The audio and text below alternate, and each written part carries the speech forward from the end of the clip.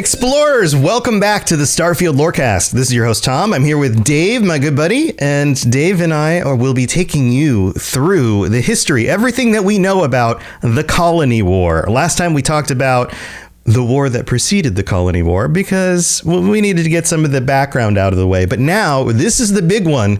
This is the one that most of the people remember, that most people are talking about. And so we're going to dive into the details. Dave, how's it going? It's going very well. In another franchise, someone once said that war never changes. But this war certainly has changed the universe. Let's feel the stars. You know what I mean? I wonder what series you're talking about. I don't know. I don't know. Some post-apocalyptic thing. One of those places. Right. Mutants and ghouls and stuff. But we don't have mutants and ghouls. Instead, we have bioweapons and mechs because we're talking about the Colony War. Yeah, man. So let's get into it. Let's get right into the details. Where does this start? Because we have we got like a mix of other history before this, but right. So I'll take you for a small bit. Last time on the Starfield Lorecast, we talked about the a different war, which was actually the Nerian War that happened just within a single system, and at the end of it, they decided that the Freestar Collective, the United Colonies, and pretty much any other person or group that wanted to be a faction had to be limited to only 3 systems. There's essentially a limit on how much you could claim and where you could settle. No, Johnny, only 3 cookies. 3 cookies, Johnny. Don't grab another cookie. Don't do it, Johnny. I think these people watched too much Star Wars and they were afraid of a galactic empire. That was my great Emperor Palpatine impression. But unlimited power. They were very afraid of the unlimited power that was happening with the Freestar Collective in the Nerian. There's a lot of N-I-R-A. Yeah, it's like Nair, when you're trying to get rid of your leg hair. Yeah, they tried to get rid of the Freestar Collective settlement, but Okay, so anyway, so that happened, and then they agreed to these rules, like 3 star systems. That's it. 3 star systems for every colony. Everyone gets 3. No more than 3. 5 is right out. Yes, somebody's going to get that joke. There's a few good jokes in the beginning here, but it really starts with the Vesta colony, which effectively was that the Freestar Collective came and they wanted to colonize a planet on Vesta, and the UC was like, "Hey, you can't do that. Remember when we all agreed to this? We fought a big old war, and we said that you couldn't do this. So you know what? We're going to lodge a formal complaint." Yes, the number of the counting shall be 3. Yeah. Yes. And I feel like that's the most it's one of the most bureaucratic things you could do is lodge a formal complaint. Yes. And then after the formal complaint, they showed up and attacked all of the Freestar Collective forces, I would say, and just decimated them. They just wiped them off of the Vesta entirely. So wait, so the UC is submit paperwork. Here you go. All right, time for death. Yeah, it's like you colored outside the lines. I'm going to get a big eraser and erase not the color, but the people. This is now people. We're just gonna do some killing. Oh man, this is getting too close to home with world events and things. This is rough. We're not going to go into that, but the idea that you overstepped your boundaries, you can't do that. Now we're going to wipe you off the planet. Why can we just stop doing that as humans? Can we please maybe stop being, I don't know. I'm sure it's very complicated, but anyway. So the UC decides, all right, we're going to wipe out Freestar or at least their forces in this area because they overstepped their boundaries. No, you can't touch. They're slapping the hand, going to the cookie jar, right? Right. So the war started. The Freestar Collective was effectively I can't stand for this. You killed too many people. I get the impression of 2 Frenchmen with their gloves, their white gloves, and one walks up to the other and goes, "No, sir," and "Oh, you shall not touch the cookies in the jar. I slap you a second time," and then that one goes, "Oh, you slap me, you dishonor me, sir," and then he takes out his glove and then slaps back. I imagine that House of Arun all has French accents because they seem kind of mysterious to me. So I like, and I don't know what kind of French people are mysterious. They're mysterious to me. How often in my actual life, like I'm more likely to hear a British accent because we have a contingent of more British folks over here, but a French accent, that's very specific. Yeah. Well, I could continue to talk like Pepe Le Pew for the rest of the episode if that would make your life better. That's a little bit offensive, but you know what? Whatever floats your boat, my friend. That's how I know how to do a French accent is from Pepe Le Pew. Le Pew. From the Looney Tunes cartoons. Yeah. That makes sense. Well, the speaking of things that go PU, it was the United Colonies and Freestar War that kicked off. It seemed like that there are a bunch of different fights over this time period, and what we know are just like war stories, because think about when the game takes place, it's several years after this event, but it's not too far. Like members of Constellation were in this war together with just fighting against other members in Constellation. Like it was a thing. Yeah, I think it's just a few decades. Starfield. Let me just make sure for sure as you talk about this. But go on. So what happens next? Yeah. So there's a few different battles, as I said, that have happened, but there's a few incidents I want to kind of pull out. The Battle of Nera. The Battle of Nera was a Freestar settlement that was captured by the UC, and the Freestar Collective continually had to come back and want to reclaim it and want to take it over, but they couldn't. They were killed every single time. They were so near to doing it. So near to doing it. One of the quests in the game actually takes you to Nera itself, and it's just like devastated because there were so many battles there. So many things happened where they were trying to like take back ground, take back a lot of the different stuff that was going on there. It just like got completely and totally torn up because the amount of stuff that was happening on Nera. Mm-hmm. The other battle that they kind of like pull out is the Battle of Cassiopeia. Cassiopeia is a great word. Also, I double checked the dates. The war starts in 2308. That's at least that's when the complaint was lodged, right? The actual time frame that we're playing in Starfield is 2330. So 22 years ahead. So definitely within the lifespan of many people who remember these events. Right. Yeah. Right. So the Cassiopeia, I think I'm saying that correctly. Cassiopeia. Yeah. Mm-hmm. Cassiopeia. It was a major naval battle that occurred there, and the UC suffered severe losses, except for a certain UC chief navigator was there, known as Sarah Morgan, who's one of the first companions that you have and is a member of Constellation. She was put in command after many of the officers died on the ship, the UC Dauntless. She was put in command and killed out the rest of the Freestar Collective forces that were there, but their ship was so badly damaged that she and some of the survivors had to flee to the planet via escape pods. And a lot of her quest is about the survivors' guilt, kind of that incident, of the people that were also in the escape pods that went to the planet, and that she was the only one that was rescued from Cassiopeia during that particular event. Yeah, it's pretty badass. Like this is why we know about that conflict, is her and her firsthand perspective on everything. Also the fact that like she was the chief navigator and then she became the ship commander, and then she was able to fight back the rest of the forces that basically leveled the rest of the fleet and then survived, like got away.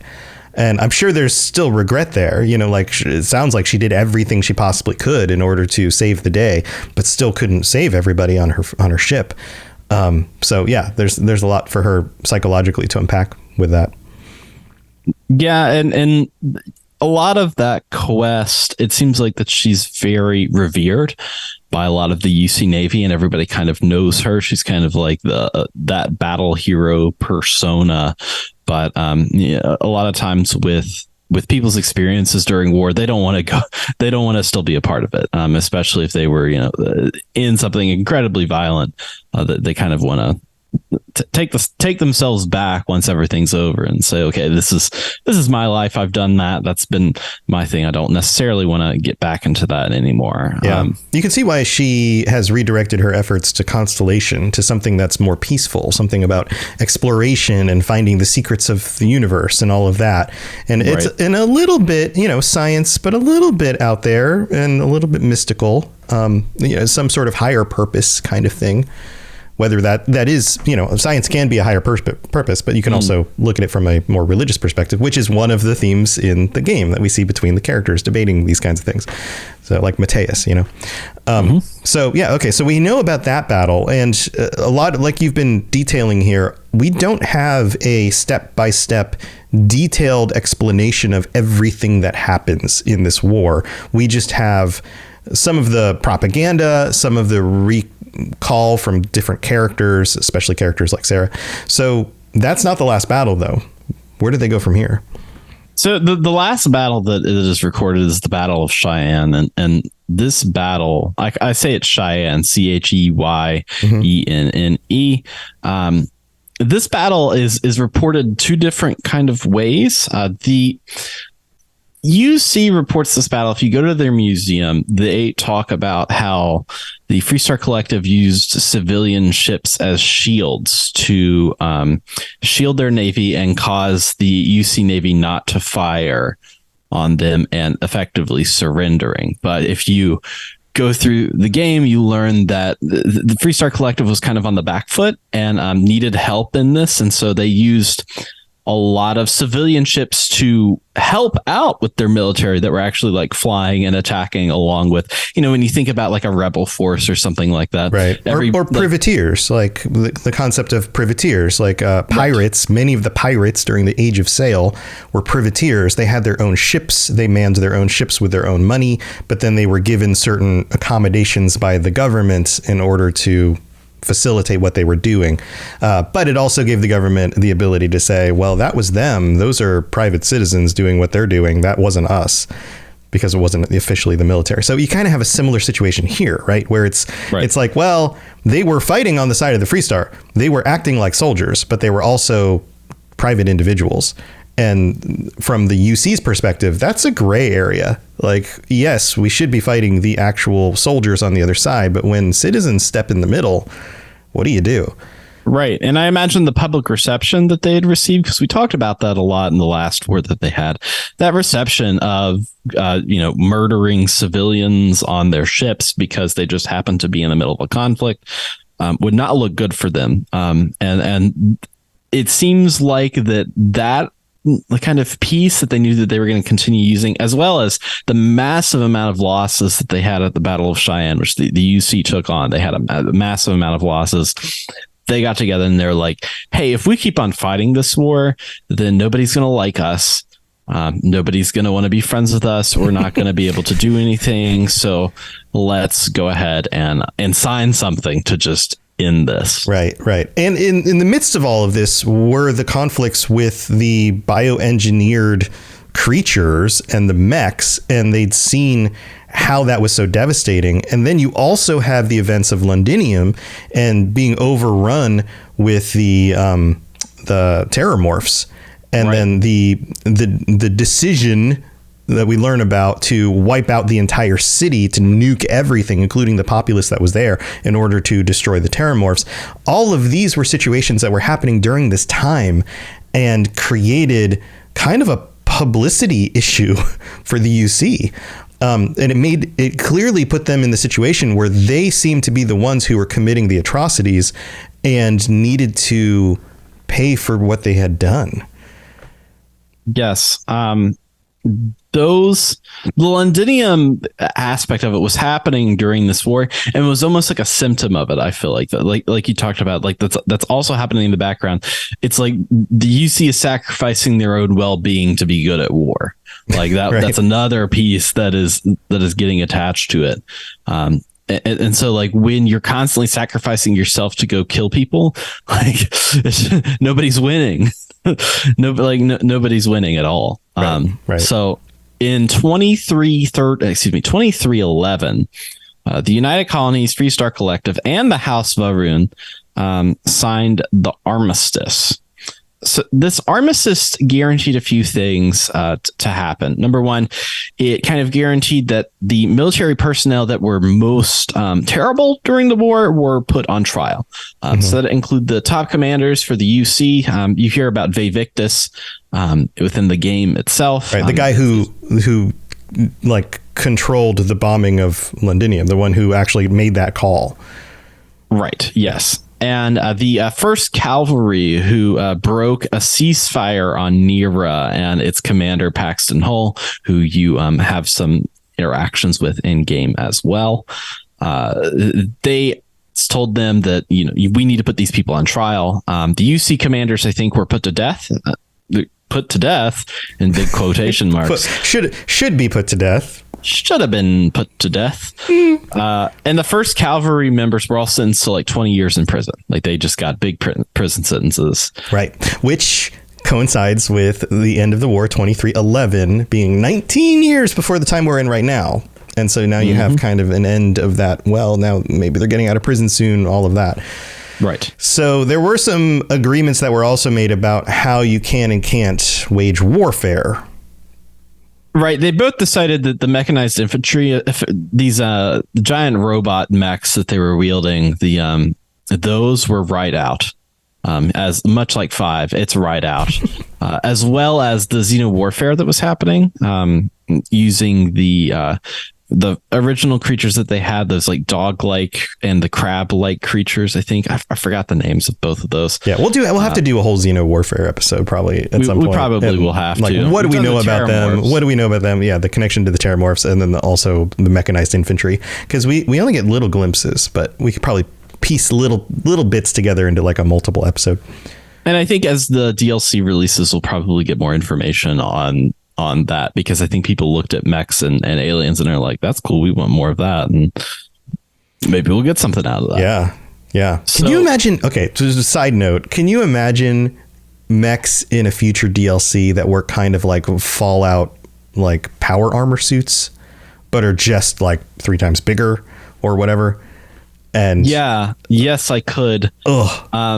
Another game, No Man's Sky, which is Starfield's been compared to endlessly, had those. They're a post-launch, one of the DLCs, and it's very exciting because they all had hover packs, so like you could bounce off, but they're so big that they would just like, you hover up and they would just come crashing back down to the ground. When you land, you just like decimate all the plants and trees and animals, just like as you landed back on the ground, like screeching to a halt. Man, it would be really cool. It would be really cool. And this is just we'll get back to the main topic, but to have those in the game, to have to fight things like that in the game, like it's you fight lots of people, with guns, sometimes you fight monsters, but like big mechs or giant monsters. Like the Xeno warfare project has still been going on in a back room somewhere, and now they've made even more terrifying gigantic monsters that you have to fight. Like, what if there were some planets that you came across in a future DLC and it's basically like Gundam and Godzilla, or maybe not that big, but like this concept of like these giant creatures, and getting in the middle of that would be amazing. But anyway, so that stuff right now is off the table, though. None of any of that. That's why we don't see it in the game. Right. It's continually outlawed, and that's why a lot of the contraband that you get in the game are mech parts, are Xeno warfare research. A lot of that, like those contraband pieces, are that, as well as drugs and other stuff, of course. But the main one that I always see is mech parts. There's mech parts constantly all these places, and I'm like, oh, my character's just casually carrying around like a Gundam leg. Right. That's what I imagine. Right. Yeah. What if you can just build them? What if you take all the parts and like piece them together, make your own mech? Yeah. Contraband mech. I like it. Yeah. And all that information about Xeno warfare research, about mechanized infantry, was needed to be kind of like archived and made non-public, classified, was the correct word. So they created a place called the Armistice Archives, which you actually visit in the game, and all that information about all the research, all the different ways of how to build mechs, is all stored in those archives that exist, that you will need at least 3 signers from each of the 3 factions that signed the armistice to approve you getting into the archive. So everybody has to agree that a person can get in there to retrieve a particular item, and then they're allowed to do it. It seems like they've already built it into the game, right? It seems like it would be, I don't know, just so obvious to have the archives got breached. Oops. This information is out. Oops. What do we do next? That totally feels like something. And if that isn't an official DLC, that would be a really fun mod if anybody wants to mod something into the game. So that's basically the details about the war that we know. They signed the armistice. Everybody's supposed to be on their best behavior, but that's also why we still see these kind of gray areas in the game where the UC and the Freestar soldiers end up in the same situation. Like there's a few times where it's like, well, back in the day, we would have blown each other's heads off, but also don't tell my supervisors that we work together or they'll take my head off. Like this kind of, there's still that competition. They're not friends, but they're in a ceasefire. So nobody really wants to break that either. So there's a lot of that, I don't know, that gray area in the middle. Yeah. And when you look at the Narian War before, that was a 20-year war. This is a 3-year war that occurred. And it's interesting that from the Narian War, there's a lot less information that people have, but this is so fresh. We're getting people who remember a lot of these battles, and we're getting people that still have that kind of like animosity for the other side, or have some sort of, I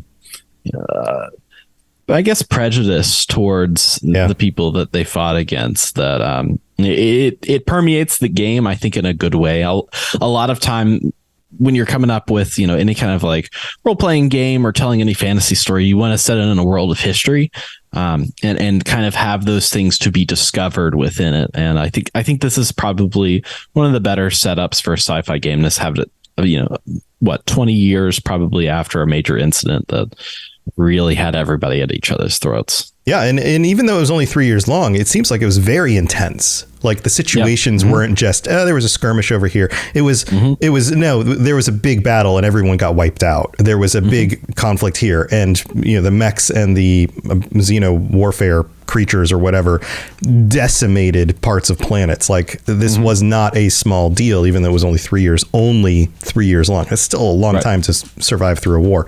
So yeah, maybe we'll get more details in future DLC. Maybe we'll get flashbacks. Maybe we'll get like kind of like the Alaskan expansion for Fallout 3, where you go back and the Operation Alaska, was that the name of it? That's the name of it. Yeah. And maybe we get to see some of it in person. I don't know. We go through a time-bending Unity at the end of this game. So anything is possible. Yeah. What if they expand the options that could play out when you go through the Unity, and all of a sudden you're like way back further in time? That would be nuts. And like you're fighting through the war, and then all of a sudden you blip back to a more current time period. That could be cool too. All right. Well, we've got to go thank our patrons, and then we've got some discussion questions and a message from one of our patrons who wasn't able to join us last week with some of their thoughts. So don't go anywhere.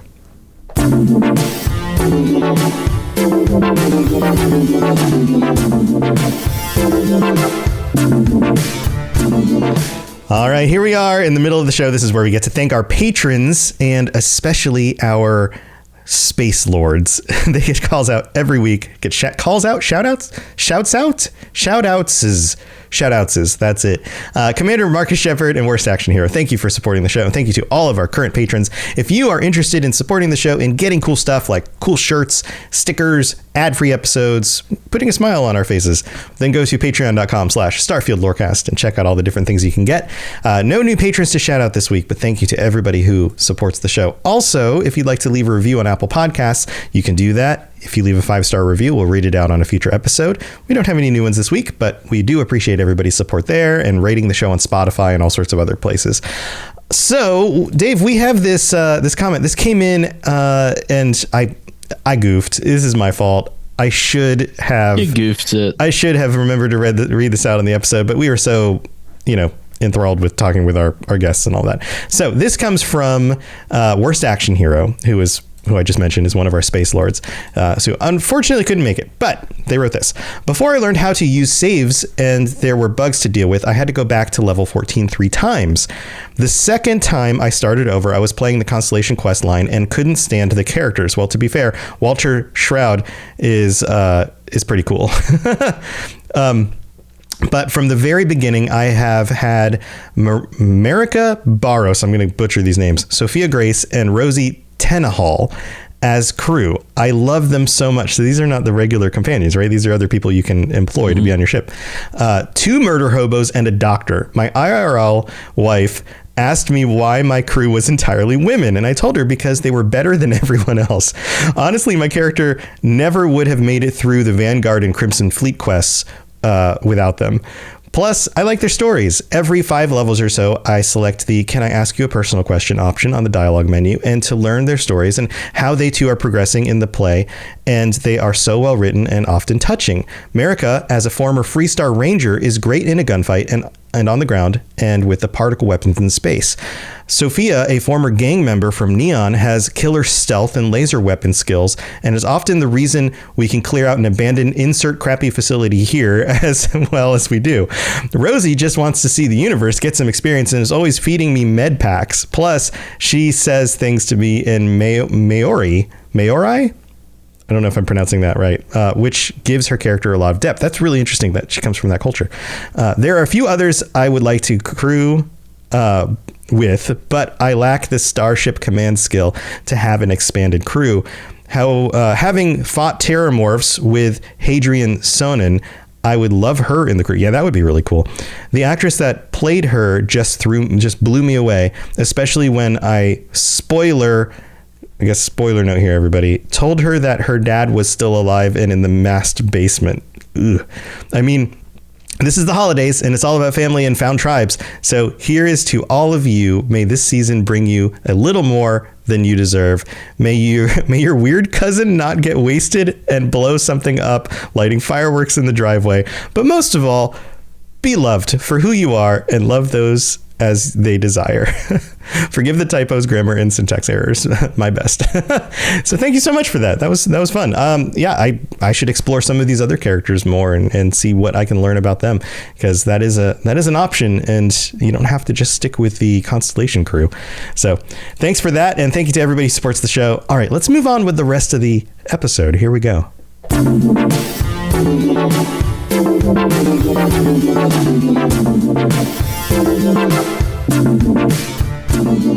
All right, Dave, we're back. We've got some discussion questions about this, right? Yes. So I guess the first thing... I will not share them. You will not be sharing any discussion questions. Do have them, but unfortunately today, no discussions. Sorry about that. And we're done. Bye, everybody. So I guess the first main question is, will the armistice last? Yeah. The reason I asked this is because we're given some clues and talking about the end of the game, about when the player goes to the Unity. Constellation relays all of this information about the Unity to everyone. They're like, hey, this is a thing that exists. Feel free to go find it. Feel free to try to get there. But it's out there. So go find it. And that's kind of like almost people coming up and saying like, hey, there is aliens out there. They want you to come see them, and you have the means to do it. You just need to go explore some more. Like, I feel like that there's such a shift happening at the end of the game that this armistice that they've kind of gotten together, does that last? Are people like, oh crap, they've got like the Unity, so now we want to be the faction that finds the Unity? Or is it like everybody's great, we're going to get together, we're all going to go try to find it in the name of peace? Yeah, you know what I mean? This seems like I guess the similarity would be trying to develop nuclear weapons, right? Like this idea of like, okay, well, now that you have that, we need it too. But in the case of the Unity, it's not like you just build your own. As far as anybody knows, like there's one, and you either share it or you take it for yourself so that you can study it, and then you can get whatever benefits you can out of it, which seems, to your point, like it's going to create more conflict. So it sounds like the armistice is not going to continue. And the fact that Constellation, although an international, what you call it, an international organization, is situated in the UC territory, clearly has more connections to the UC. That seems like it's going to be a problem for the other factions. And the UC typically tries to portray this message through rose-colored glasses of like what the universe is, what is out there to be explored.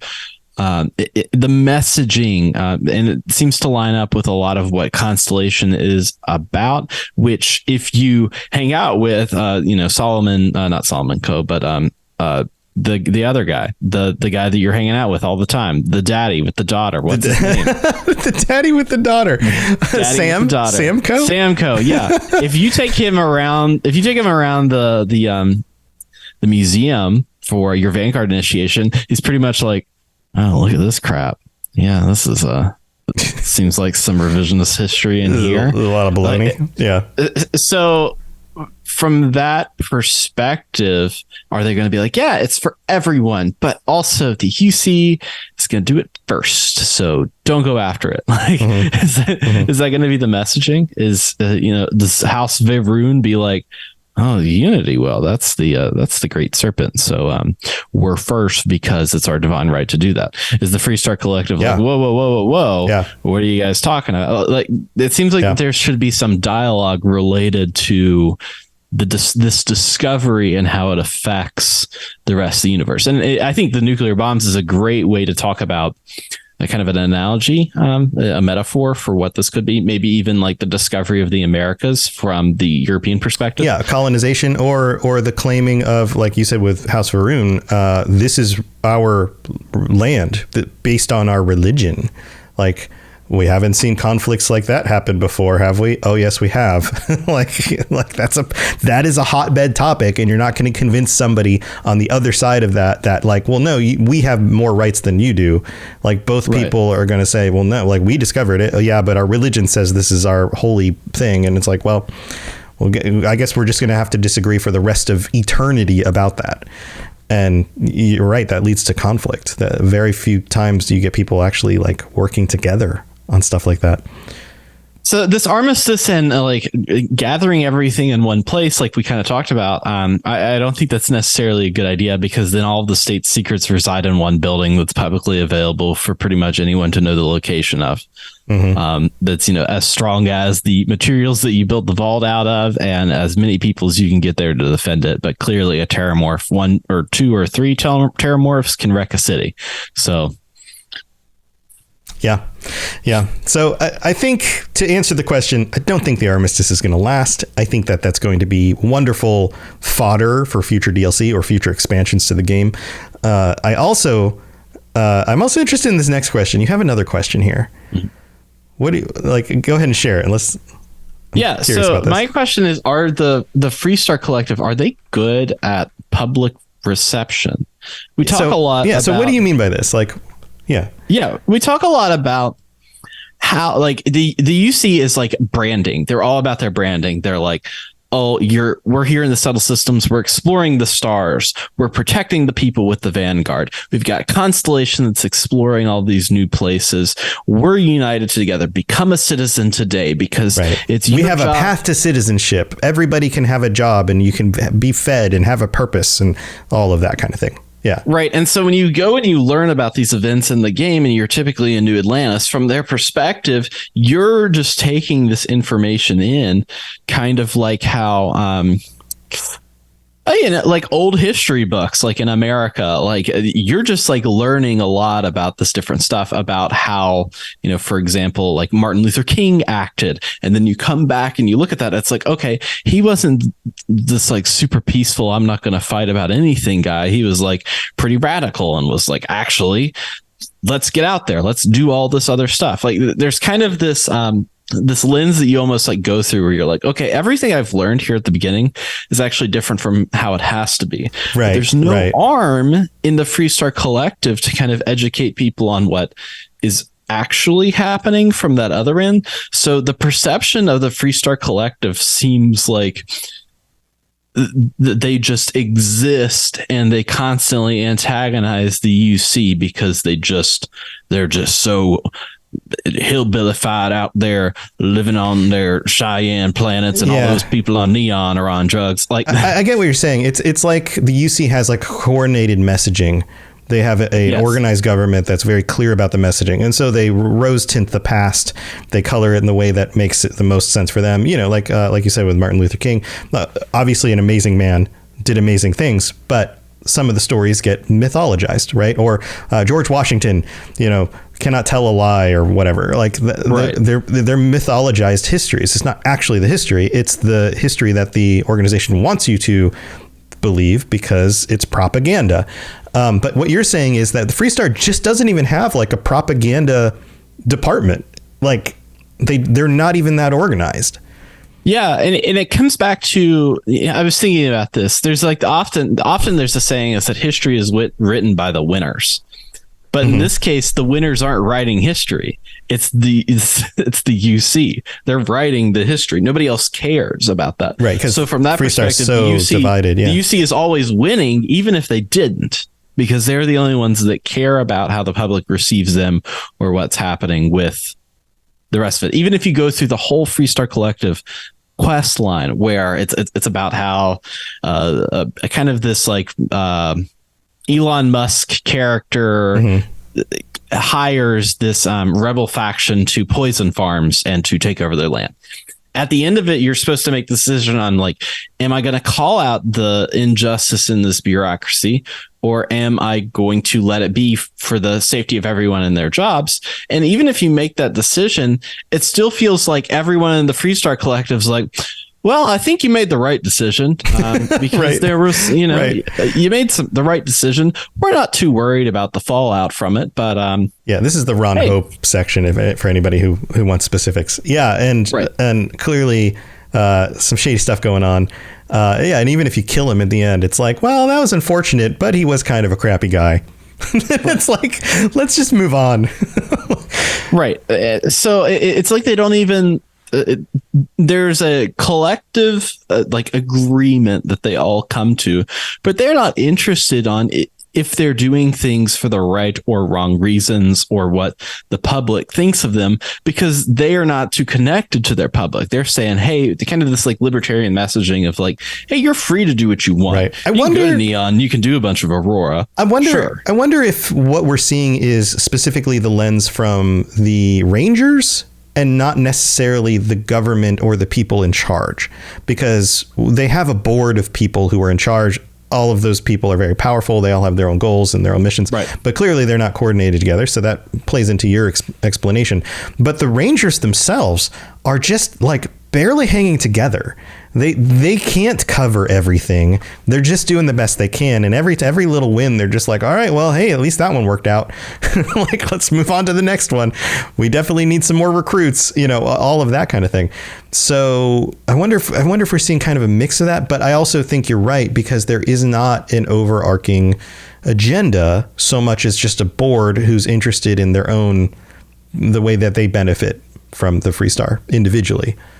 Right. And if you look at what they're modeled after, which is the American West during the 1800s, like the late 1800s, if you just took that out of the country and just made it its own country, it would be incredibly incompetent at doing anything bureaucratic, because there was so much land, there were so few people, that the only thing that they had to do, like to keep order, was they had marshals come into town every so often, work with whoever their elected sheriff was, which is probably some old Civil War like veteran that came through the ranks, and find some way of justice to kill, you know, the 10 bandits that went and killed, you know, 20 families or what have you. Like, but the oil magnates and the railroad magnates and the people who were actually powerful weren't worried about the little town and their problem with the bandits.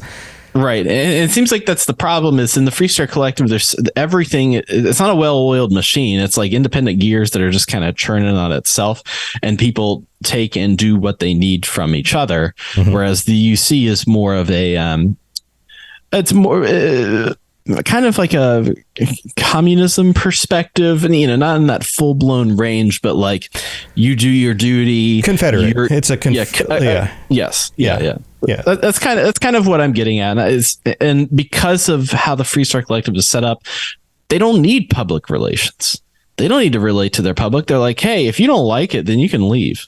Like, right. We don't need you. Yeah. The people need them more than they need the people. That's the feeling. Yeah. Whereas the UC feels like it's the other way around. They need the people more than the people need them. Right. It's interesting to see how they kind of work in different directions. Those are some good questions. Now, we did have a big update recently to, of all things, not Starfield. Well, Starfield did get a big patch a few weeks ago. Not Fallout 4. We heard Fallout 4 was going to have an update. Nope. Skyrim.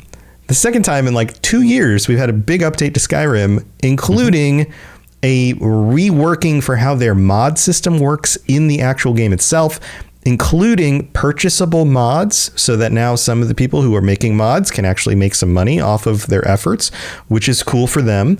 There are some questions about how this is going to play out. Is it actually going to help the modding community? Is it going to create more competition? How is that going to work? I guess we're just going to have to wait and see. But you also bring up a question here in the show notes about, is this like a test rollout for something that we're going to see in Starfield? That's what I think, because they kind of rolled out this Creation Club content around Fallout 4's like post-release time and included in the Skyrim as kind of like a, hey, here's what the Creation Club is. It's different from our modding space. And I think that this is them coming together and say, okay, we've got a new parent company that's taking care of a lot of stuff for us. Let's get together and let's figure out what we want to do with that. And with the new updated UI, with a lot of the updated stuff, it seems like that they're going to roll Starfield into this area. So it seems like that Skyrim is kind of the test bed for it right now to see if everything works correctly. And then once it does, then the mods for Starfield are pretty much impending. Yeah. So that could be exciting. Maybe we'll get some really cool stuff. And I also think the one piece of this that I hope they work out is a way for us to know which mods are worth spending money on. So is there a way to try out a mod for like 10 minutes and then decide, oh yeah, this is something I want to purchase it. Otherwise, you see the currency on there. Like this one's 400 credits or whatever the actual points are that you spend, right? This one's 10,000 credits or whatever. Each of those probably coincides to $1. So like 100 is $1. This one's worth $4. This one's worth $10. Well, I'm going to pay $10 for something. That's a significant portion of the actual price of buying the game. Now, if it's something that's going to make my game awesome in a way that I really want, then yeah, it's probably worth it. But how do I know? Right? Like, so I'm hoping like user reviews, that stuff will help. Be Free in chat is saying, let us rate them and review the mods. I think that would be helpful as well.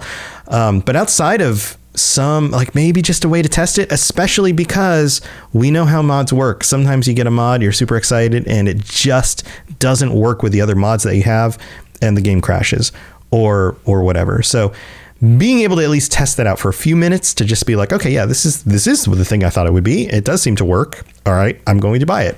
And if you don't like it, you don't have to. And after those 10 minutes, you can't use it anymore. So that would be my solution. And I do hope this is rolling out for Starfield, because I think the community, like just like any of these games, is just going to keep making awesome stuff and putting it out there. So what do you think, Dave? Yeah, I think that it'll be, sometime probably Q1 next year, they'll roll out mods for Starfield. Generally, they do that around, I forgot what the time frame was when they started doing it for Fallout 4. It was pretty soon after, because it was before the DLCs dropped, like the Automaton and right. It was like the first 6 months, or they had like the Creation Club stuff. Launch. So I feel like that, I mean, it could be, as we're recording this is like the night of the Game Awards. So like there could be something Starfield announced then. It could be the mods are coming. Like it could happen at any time. And it seems like that Skyrim is kind of test bed. That's true. That's true. Well, they've committed. They've got a big team still working on the game, like 240 people, which means a lot of them are probably working on DLC, getting that stuff ready. Some of them are probably working on this whole modding thing, getting that stuff ready, and general improvements. So hopefully we continue to see this. I know this is a long play for them. They're not just going to drop the game and walk away. So, here's to a future of even more Starfield and some more cool stuff coming to the game that maybe we can talk about in the future. So, yeah. All right, man. Well, this has been a fun episode. I know we got to wrap it up. You've got stuff to go do and things. You got anything you want to share before we head out? Yeah, Rad Rolls is starting the season 2 of their campaign. It's the Fallout tabletop role-playing game podcast that we do. Me and some other folks are going through our original setting called the Stormlands, and we'll be starting off in a very fun location. I think that's releasing next week or the week after. There's an episode every week for Rad Rolls, so just pick it up, enjoy it, love it, snuggle it, all that stuff. Okay. Snuggle a podcast. Also, if you're looking for other shows, a bunch of stuff on robotsradio.net. So a bunch of my other shows about Fallout lore and Elder Scrolls lore and Lord of the Rings and Mass Effect. Lots of other stuff from other people as well. So go check that stuff out if you're looking for more content. And thank you for continuing to be here with us as we dig deeper into the lore of Starfield. Have a wonderful week. We'll see you next time.